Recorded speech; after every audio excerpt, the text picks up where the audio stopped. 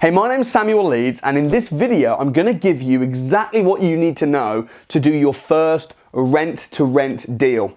Rent-to-rent is when you control property without owning it, and this is what a lot of very successful companies do. Amazon don't own their stock, Uber don't own their taxis, Airbnb don't own their hotels, but they're wildly rich because they know how to control. And as a property entrepreneur, you can control property without owning it. And in this video, I'm gonna give you these 7 phases that you should walk through, and you have to do it in the right order as well. So I'm gonna give you the 7 steps in the correct order that should really help you secure your first rent-to-rent deal. Number 1 is market research. Before you start sending out letters, speaking to landlords, meeting agents and asking them if they do corporate lets, you want to have a bit of an idea about whether this area is a good area or not for what you're trying to do. So market research, what does that mean? That means looking at the supply and the demand. What's the supply and demand? You can get a deal and you can get an agent to say yes or a landlord to say yes, but if the area's rubbish and if there's no real demand, then it sucks. Or if there's demand, but there's way more supply, then it's not gonna make you any money. So the first thing is do your market research. Talk to people like HMO management companies. Talk to investors that are already doing it. Go on Spare Room and have a look at the occupancy rates and have a look at how many rooms are available, how many rooms are wanted. Speak to companies like Avivo and different channel managers for serviced accommodation. If you're wanting to rent the property out, serviced accommodation through Airbnb, what's the market like? You've got to do all this stuff. If you're doing serviced accommodation, which is basically almost like a hotel with no staff, go to the hotels in the area and see what their occupancy rates are like. Just walk in and ask. And honestly, it'll be shocking how much they tell you. I do it all the time. I just walk into an area and I say to the customer service person on the desk, you know, hey, what's going on? Have you got any rooms available tonight? And they'll say yes or no, and then I'll say the reason I'm asking is because I'm not looking for a room, but I'm doing some market research about how popular the hotels are in this area. What typically is your occupancy rate? When are you busiest? Ask questions. This is all market research. When you know that the serviced accommodation is going to work well, you know that you're going to rent rooms out well, and there is a demand, then you can start moving on to phase 2. And phase 2 is what I call feelers.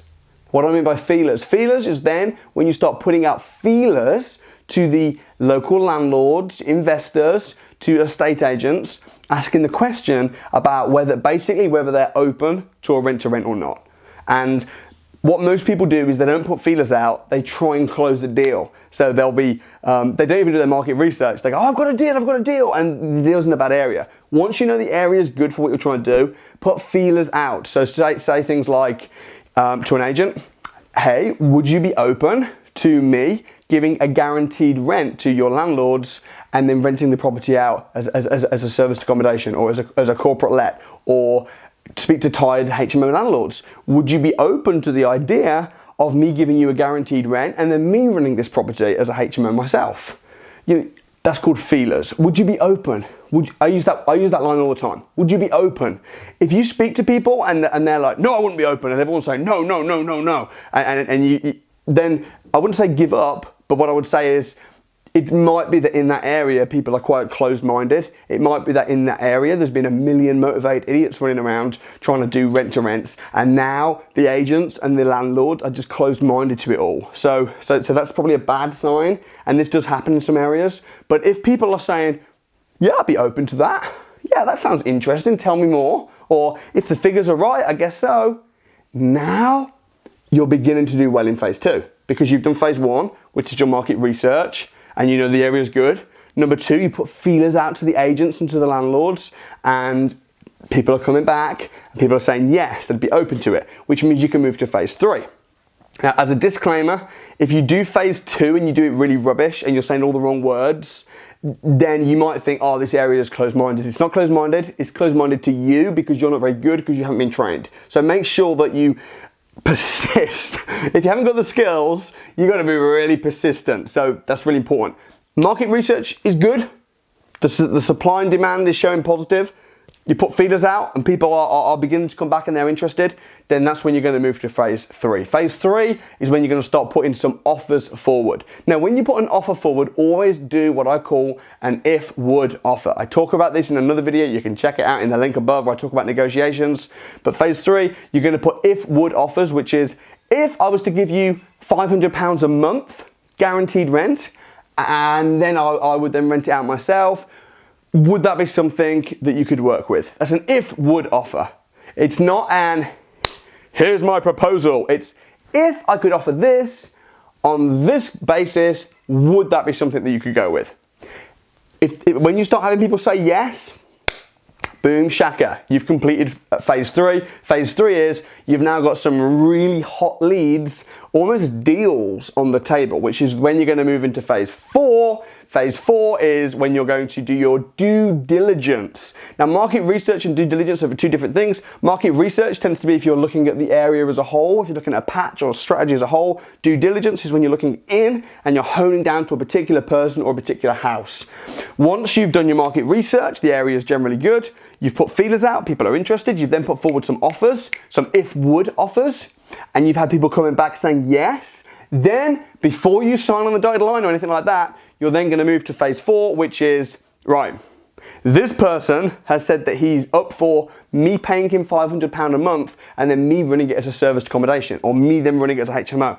I've got to do my due diligence. I've got to work out the legalities. I've got to check if it's an apartment, the head lease. I've got to make sure that I know that this area will rent out. People do serviced accommodation, rent to service accommodation, without doing due diligence. What happens is they end up paying someone's rent, but they can't rent it themselves. They're down each month. Big problem. Do your due diligence. Make sure that you really hone in on that particular property. Speak to people. If it's a serviced accommodation, speak to a Vivo. If it's a HMO, speak to different HMO managers and make sure that you do due diligence on the property. Before you can move on to phase 5. Phase 5 is do a best case, worst case breakdown. Work out, okay, I've done my due diligence, I know that this is good, but what is the worst case? What if? Now be realistic when you do. Don't say, what if I fall out with the landlord and then he comes around my house and kills me and my children, because that's just ridiculous, you know.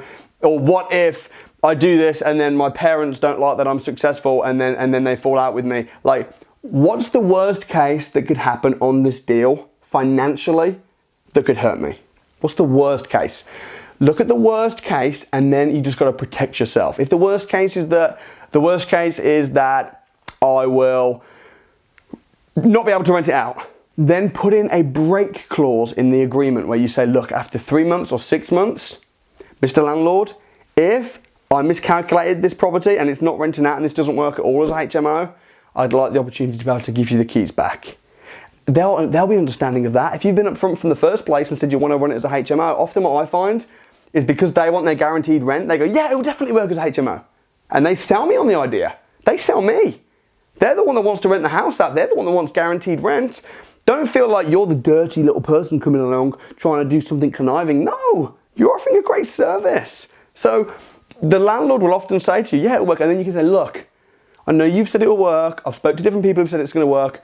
But if for whatever reason I've miscalculated something and this particular property just doesn't work, I just want a break clause just to make sure that I'm not. And then after 3 months or 6 months, after the break clause is done, then for the rest of the term, however long the term might be, 3 years, 5 years, you get your guaranteed rent. The worst case might be something different. The worst case might be that you are dealing with a landlord who's doing something illegal and you end up getting wrapped up. In that case, protect yourself. Get a solicitor, bring a solicitor involved and just say, look, you know, can you check over the legals? Whatever the worst case is, whatever the biggest threat is that could potentially hurt you, you want to get that covered. There's always in business going to be risk. The definition of an entrepreneur is someone that takes risks, but you really want to prevent anything from happening that could harm you, and you want to protect yourself. So best case, worst case. So market research the area, put some feelers out to the agents and the landlords, then put some if-would offers and get some offers in principle. Then do your due diligence, hone in on that particular house, hone in on that particular landlord, make sure everything's all good. Next, number 5, best case, worst case. It's good to be an optimist, right? You want to be an optimist. You want to be able to look, this is the best case, but at the same time, as a businessman, you've got to be negative sometimes. You've got to look at the worst case, protect yourself, put break clauses in place to cover the worst case. Number 6, once you've done these 5 things, is you want to put the paperwork together, get the contracts ready. Now, if you're doing a rent-to-rent, you need a special contract. You don't just rent it off the landlord on a normal AST and then put someone else in on an AST. That's called subletting, which is actually illegal. So you need to make sure it's done with a management agreement. And you can purchase these, or you can get a solicitor to draw them up, or if you're one of my students, or certainly one of my advanced students, you have all these sort of stuff given to you, but make sure that you have the right contract in place. Once you've done that, number 7, which is what? That's when the work begins. Roll your sleeves up and start managing that property and make it the best property you can. Now, what I often say to guys is rent-to-rent is usually, it can be, but it's usually not passive income. Rent-to-rent can be massive income, but not normally passive income. Now, there's always an exception to the rule if you set it up with really good power teams in place and a really good management company in place. But what I would say is when you're starting out, if rent-to-rent's a great strategy if you've got no money. But if you've got no money and you've got no time and you've got no inclination to work, then being financially free in property is going to be seriously hard.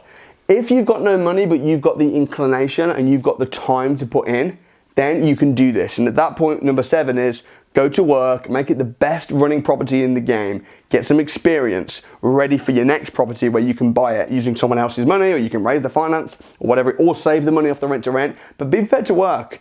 The people that make it doing rent-to-rents are always the people that are prepared to work. Don't get me wrong, if you want a passive income and you've got money in the account, you can do that. But starting with no money at all and not having time and wanting to pay a deal sourcer for £3,000 to give you a rent-to-rent that's going to make $1,000 a month, it's just not realistic. It's just not going to happen. And by the way, there are some very good deal sources out there, but I personally would not pay for a deal, and I wouldn't pay for a rent-to-rent deal, because we have a Property Investors Academy with all my advanced students, and at the end of the graduation, I say raise your hand if you're financially free. By the way, 86% success result we have with the academy, which is really high, by the way. And then there's other people that have done deals. Then we do this thing where we say, what's been the biggest mistakes, what's been the biggest lessons, what's been the biggest amount of money that you've lost, and we go around. Every single time, people's biggest mistake is paying deal sources for rent-to-rents. So I'm not saying don't do that, but be super careful. My opinion is, if you're gonna do a rent-to-rent, do it yourself to get the learning off it and the money. But don't expect it to be passive and don't expect it to be easy. It is very doable. You can get high cash flow. You can retire off as little as 3 or 4 rent-to-rent deals, but just be prepared to work. I know you are, because you got to the end of this video, so you're prepared to put the time in. So congratulations for that. If you found this video helpful, please share it. Also, I do a video every single day, and the reason I keep doing more videos is because I know that people are watching them and I know that people benefit from them. So if you benefited, please do let me know. Just drop a comment below and subscribe. I'm trying to hit my subscribers to 100,000. When that happens, I'm gonna start doing some crazy stuff. So thanks so much, and I look forward to seeing you tomorrow on the next video.